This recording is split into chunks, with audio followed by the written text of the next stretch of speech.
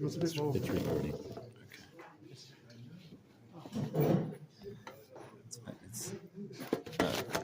But it's facing the.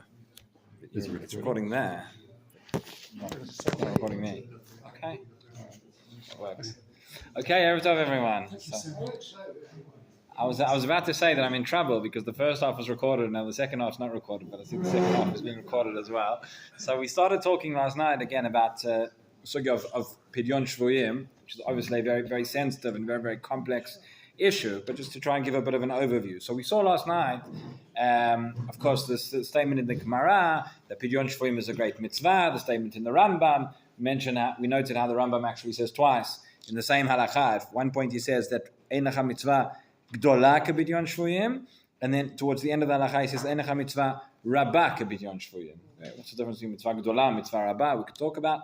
But anyway, that is one side of it. Then the other side, we saw that the Mishnah Gittin says Ein podinot shvuyim yoter mikdei mehen, meaning there is a certain limit, and you shouldn't go over that limit or over that price, whatever that is. And then we mentioned, again, one of the most famous tshuvot in recent times was Rav Ovadia's tshuva relating to Entebbe. And again, the case there, actually very interesting. He writes in the footnote how they got together in those days. It seemed that the government actually asked the rabbis to express an opinion, which is not right, but they asked, which was maybe that was dangerous in and of itself. But together, a number of rabbis, he quotes Rabbi Lashiv, Rav Oyabach, Rav Zolti, Rav Goldschmidt, Rav Yisraeli, Rav Benzion Abashul, together with Rav Ovadia, and they sat and discussed this issue again. And the conclusion that he comes to is that one is allowed to. Again, there the question was: are you allowed to release 40 terrorists in order to free these 104 hostages or so?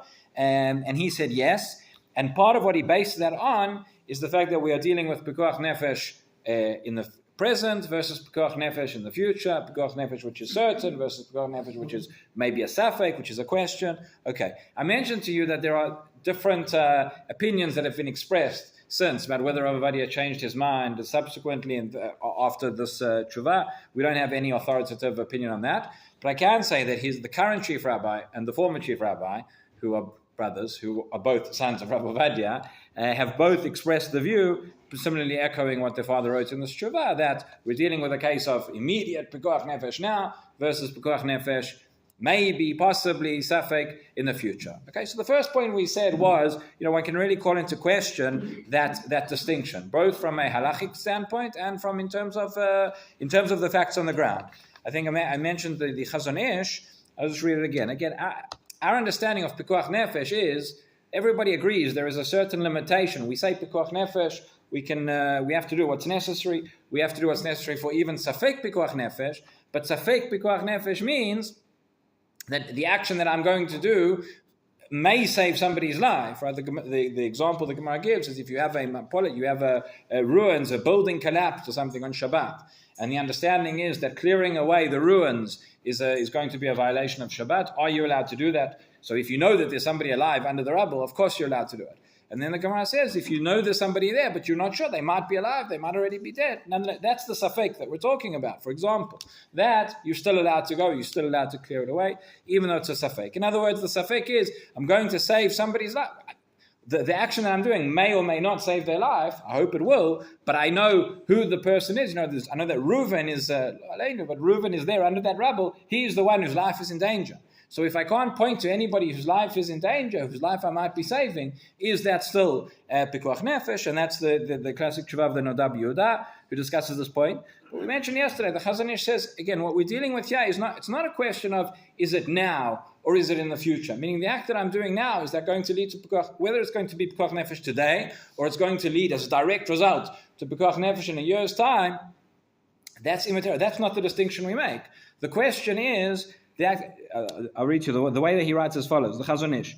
He says, Lo mikra sfek pikuach nefesh bidvarim atidim sheba'oveh ein lahem kol zecher. Meaning things which might happen somewhere along the way, but there's no, what is the likelihood here? What is the realistic possibility that the action that I'm taking now leads to pikuach nefesh at the end of the day? Meaning that's what determines whether it is a certainty or not. So when we're in a situation where and previous past experience has shown this, there's a tshuva here I saw from, it's in a sefer called Siach Yitzchak, this is Rav Batri. So he says, he says the following. He was writing this, I think, at the time of the Gilad Shalit deal. And he says like this. He says, Achar shenoda sheotam ha'mechablim sheshtacharu ratzchu et bnei adam. He says, now that we know that the terrorists who have been released, he brings a svara before. He says, Rav Ovadia says, one of the things you're worried about, pikuach nefesh, that you're going to release, and that's going to increase the motivation. It's going to increase the motivation to go and to commit terrorist attacks and to go and kidnap people. So he says, the terrorists who want to kill us, they want to kill us anyway. What you're going to do, you're going to release a few more, release a few less. They still have the same motivation. That's not going to change. But that's not something that seems to be true. Seems to hold out in reality. Again, and he says, now that we know that the terrorists that are released go back to terror and they go back to killing people or trying to kill people. So right, they make them promise when they are released. They make them promise they won't go back to terror. Okay, he said, you got right. If we know that, so whether it's going to happen now or it's going to happen in the future, I can't put a name and a date and a face onto it, but it's a near certainty. So that is a consideration for pikuach nefesh. So that is number one. Number two, I mentioned yesterday the Rambam, and everybody quotes the Rambam. And I mentioned we have to realize that whether this Rambam is actually relevant to our situation or not. Okay, I'm going to read you the Rambam again. He says, "Pidyon shvuyin kodem leparnasat aniyim velichsotam." Okay, when he introduces the fact, "Ve'en lacha mitzvah gdola kepidyon shvuyim," right? When the Rambam introduces the fact that you have this great mitzvah of pidyon shvuyim, is it so great that it even takes precedence over? Okay, if I was writing the halacha, and I wanted to explain what a great mitzvah pidyon shvuyim, I'd say it's more important than Shabbos, it's more important than Yom Kippur. I don't know, whatever. It's a saving. He says pidyon shvuyim kodem leparnasat aniyim velichsutam. Before you come to the mitzvah of tzedakah, okay, you have to set aside. You now have your tzedakah fund, and you want to know where to allocate it. Before I allocate it to poor people who need clothes, I allocate it to pidyon shvuyim. Right? Where is this? And this will help us to understand. Where does this halacha appear in the Rambam? Talking about pidyon shvuyim, we might think it's the laws of war, it's ilchot melachim, milchamoteim, maybe it's in ilchot shmirat hanefesh, right? Where does the Rambam write this? It's in ilchot matanot aniyim. Meaning this is a din, and that's the context of the Gemara as well. It's a din in the context, it's a din regarding tzedakah. Okay? It's true that throughout the ages and throughout the generations, we've had this dilemma. And we've had this scenario of pidyon shvuyim where people have been taken captive in just about every generation in Jewish history. But it's very, very different to now. When the Mishnah says, "En pudin tashvuyim yet al kedei demehen," it says you don't pay an exorbitant price. Okay, today we use the word price. We say whatever. But there we're using it figuratively. Here the Gemara is using it literally. What would happen is they would come, the pirates, the bandits, whatever it is, they'd kidnap somebody and hold him for ransom. And they say, we'll release him if you pay us such and such an amount. So there, Chazal say, okay, if they're going to pay a certain amount, if it's going to be too much, it's going to cripple the entire community, it's going to encourage this to carry on, etc. So there we talk, and that's the context where the Rambam, the Shulchan Aruch, it's in Ilchot Tzedakah. He's talking about pidyon shvuyim. Now, the question is not how much you pay literally in terms of money. Nobody's asking for money. Well, maybe they are as well if you count the trucks and whatever. But they're asking to release prisoners. They're asking to release terrorists. They're asking to release murderers. They're asking for tactical gains, for strategic gains. That's a different question. Again, I'm not saying now whether that means we should or shouldn't, but you have to understand what are we talking about. So when you quote the Mishnah that says, is it relevant? Maybe, maybe not. Is the Rambam relevant? Maybe, maybe not. But he's talking about a different scenario.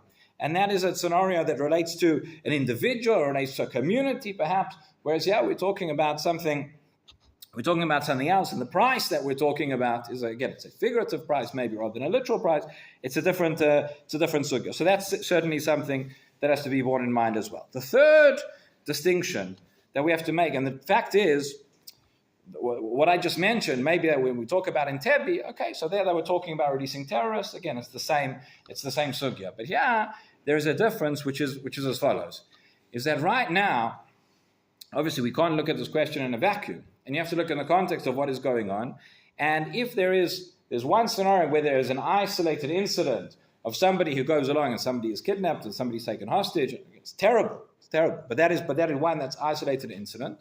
Versus, when we are in the midst of a war, And when you have a war, so everything is different. You have Ilchot Milchama, the greatest proof for the fact that that things don't necessarily work the same way when we talk about war is we've been talking about Pikuach Nefesh.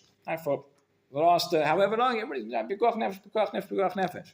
Well, the fact is that if generally speaking we say Pikuach Nefesh is maybe the most important thing, one of the most important things, if that's the case, so how are you ever allowed to go into a war? How are you ever allowed to go and fight a war? In a war, going into war, there is a risk. In every single war, people will die. And if there's not Pikuach Nefesh, so we understand that there's something different here, that the number one consideration when it comes to Milchama, and again, we could talk about why and how this is, and what type of war, and what's the aim of the war, and what's the goal, but winning the war, in a certain sense, for the Klal, can maybe supersede the idea of Pikuach Nefesh for the Prat as well. So Rav Yisraeli writes, for example, he says as follows. He says, Ki b'milchama, tochen advarim sheklal Yisrael ne'afach leguf echad. Right? In a war, I don't look at different individuals. We look at Klal Yisrael is one unit, is one entity. V'lo b'to pratim anu mistaklim alehem, ki tovat haklal